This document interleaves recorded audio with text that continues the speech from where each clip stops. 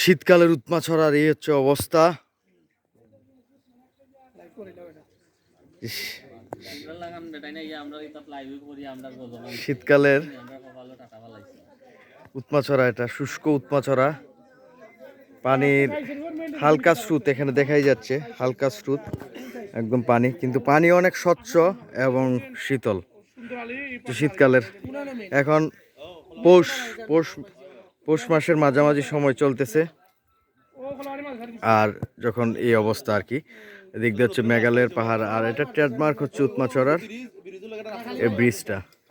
যখন বর্ষাকালে একদম স্ফীত হয়ে পানি আসে, তখন অন্যরকম একটা সৌন্দর্যের সৃষ্টি করে এই ছড়া।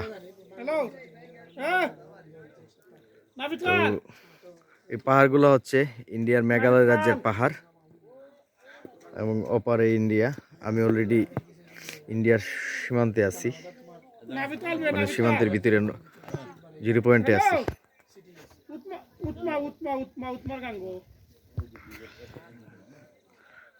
শুধু পাথর আর পাথর, পাথর আর পাথর।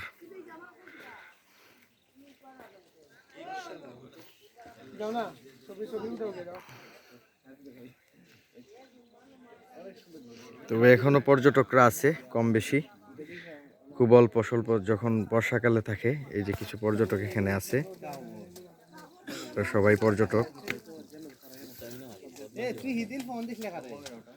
যাই হোক, এখানেই রাখছি ভিডিওটা। এই হচ্ছে উৎমাছড়া, শুষ্ক শুষ্ক সময়ের উৎমাছড়া।